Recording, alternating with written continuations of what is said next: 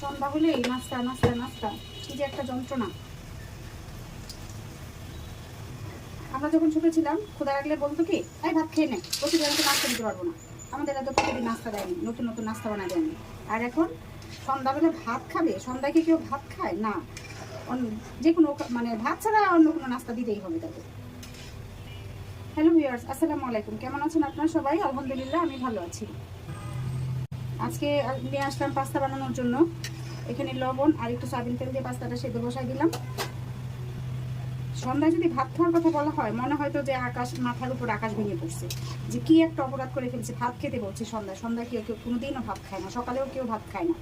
সকালে নাস্তা খেতে হয়, সন্ধ্যায় নাস্তা খেতে হয়, ভাত খেতে হয় শুধু দুপুরে আর রাতে। আর আমাদের ছোটবেলা নাস্তাটা হতো বিকেলবেলা, দেখা যায় শুক্রবারে বেশি, আব্বা বাসায় থাকতো ওই দিন নাস্তাটা হতো।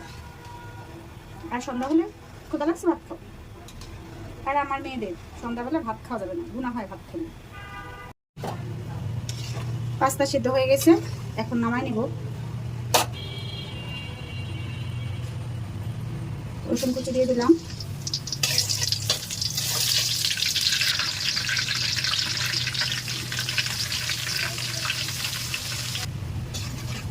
এখানে 2 চামচ আটা দিছি, ময়দা হলে ভালো হতো, ময়দা নাই। আটাটা একটু ভাজা হয়ে গেলে দুধ দিয়ে দিব। আজকে হোয়াইট সস পাস্তা খাবে ওরা।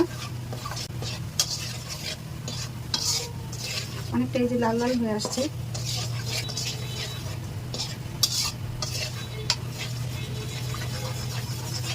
এখন আমি যে দুধ দিয়ে দিলাম।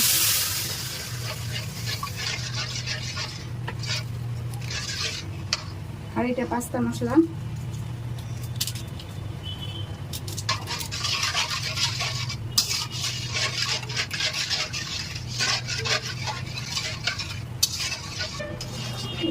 সসটা রেডি হয়ে গেছে, যে ঘন হয়ে আসছে। এখন আমি পাস্তাটা দিয়ে দিব।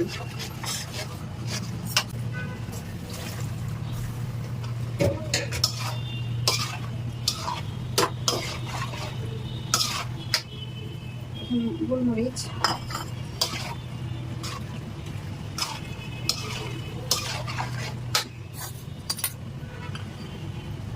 চিলি পাউডার, ঝালটা যার যার পছন্দ মতো।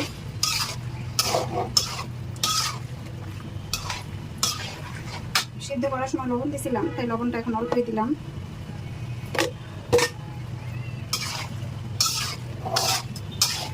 এখন শুধু নেড়ে চেড়ে মিশাই নিব। এই যে তৈরি হয়ে গেছে, এখন নামাই নিব। আর একটু বেশি রান্না করলে সসটা ঘন হয়ে যাবে, খেতে ভালো লাগবে না। আর এটা খেতে খেতে ঠান্ডা হতে হতে না একটু ঘন হয়ে যাবে। এখন নামাই নিব, হয়ে গেছে।